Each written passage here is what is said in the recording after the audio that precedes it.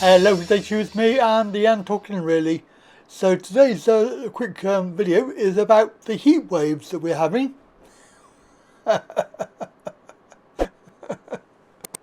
Yes, I know, it's a bit of a joke, isn't it? Because today is wet, windy and horrible and grey. 15 degrees, heavy rain. We had some bad weather yesterday. It's not been nice all week, yet we're supposed to be having a heat wave in July, and this is obviously typically not July weather, and we know why. That we can't talk about it. It involves aircraft, and yeah. So what's the convention with naming things that they have? These people who are in power, they're obsessed with evil and evil doing, and the hell, and obviously hell is somewhere that the underworld and the evil things that go on there they're doing as well. It's all related. So they obviously love this mythology. They love all the numerology. Obviously things like 33 being a significant number. However, it's not exactly what you think it is, along with all the other things such as heaven and hell. They have a meaning, and eventually what I'll do is I'll make a video about that, but at the moment just think that the traditional methodology of thinking about the devil, Hades, the hell that they represent, and this three-headed dog is a ceberus. Ceberus is what they've called the heat wave that's coming in. Apparently the heat wave is about 40 degrees. Yeah. And today we've got 15 here. Certainly in Thailand they are used to having 35, 40, 45 degrees. Egypt, 40, 50 degrees. It's all possible. Any foreign country that's in the Mediterranean, you're talking 35 degrees minimum, and what they're saying here is 40, 35, 40 is basically too much. Well, the tourists have been here in droves at the Acropolis in Athens. You can still see them streaming down the exit ramp, many arriving much earlier than they ordinarily would have done in order to beat the heat, which is now starting to creep up into the high 30s. May get to 39 or even 40 today, even higher tomorrow.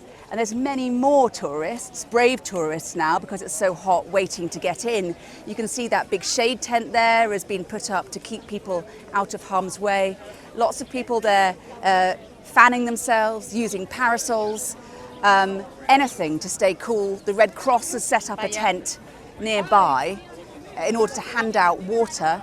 Those are the water bottles that most people are holding, just to keep people dehydrated. And the Red Cross have told me here that they've had dozens of people come to their tents for help because they've been exposed to the heat and they've got themselves dehydrated. It is a similar picture across Europe. Spain, Italy, Portugal, France, all suffering in really brutal temperatures, and for large parts of southern Europe now in the grip of a heat wave. We're looking at this extreme temperature lasting for some days yet, a region of high pressure just trapped over southern Europe and northern Africa. And climate change scientists that as the world heats up, events like this are more likely, they're going to be more frequent, more intense and longer in duration, and it's that duration that can make heat really dangerous. That lack of relief at night time as well. And we have spoken to some tourists here today who've said actually they rather wish they hadn't come out. It's that unpleasant in Athens at the moment, and that of course in the end will have an impact on the tourism. Well, we know it's too much but then again people live in that condition, so it can't be that bad, and I wonder how many people have actually passed away. Obviously the sad thing is that people will pass away with heat because they get heat stroke, they get dehydrated and things like that. But this is actually something different. This is a whole different ball game as far as they're concerned. Greek mythology, ceberus.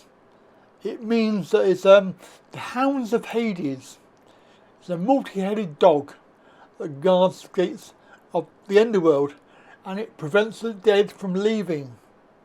And obviously they want to get, if you think about things like Ghostbusters, that movie, when they were trying to prevent the evil from coming out from Hades, hell, and of course it was all very much in the movie, telling you basically whenever they get a movie, they're actually telling you what they're going to be doing, which I still can't get my head around. If you're going to be doing something to somebody, why would you tell them about it, even if it is like disguised?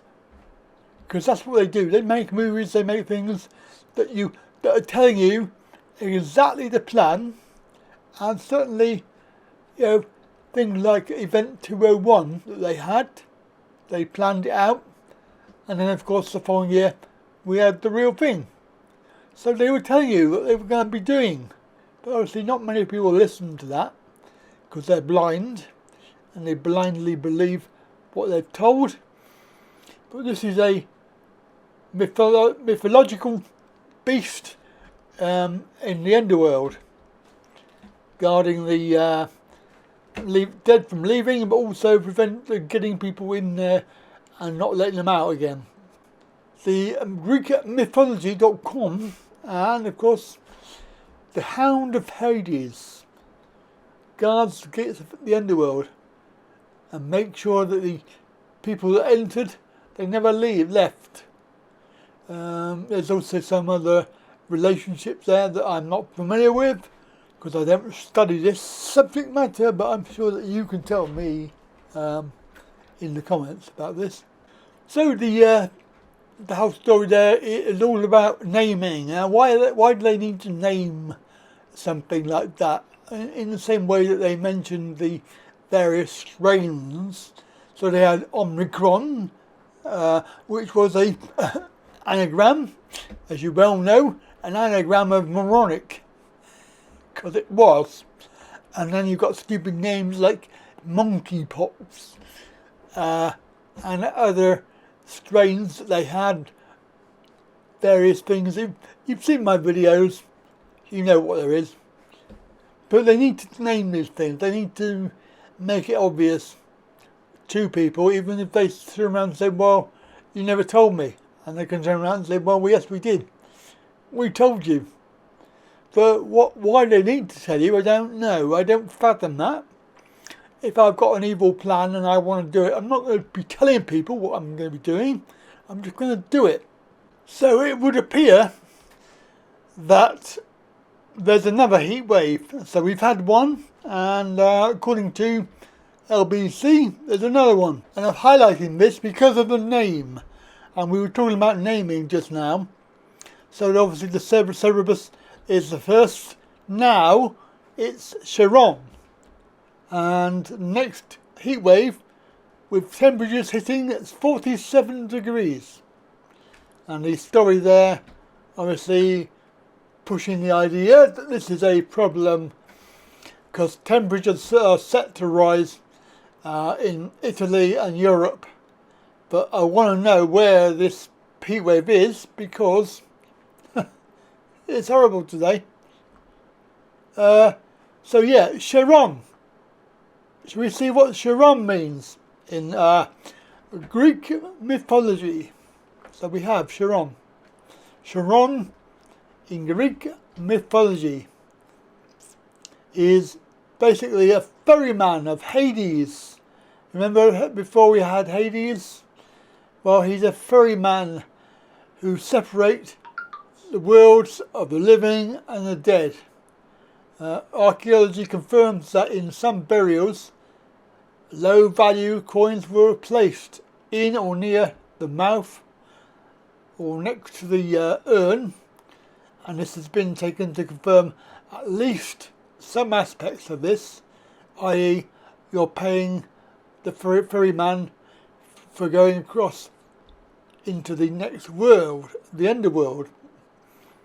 Obviously the dead who could not pay the fee and those who had received no funeral rites had to wander near the shores for 100 years before they were allowed to cross the river into the underworld. So, yeah, again, Greek mythology, the second heat wave being named in the same way. It's not a coincidence. It's not. It's done deliberately, and hey presto, here we are. So, yeah, it's a weird subject to be talking about, but that is why. So if you weren't aware of why I called it that, it is something very strange and sinister. That's it from me today. Have a very good day, and I'll catch you later.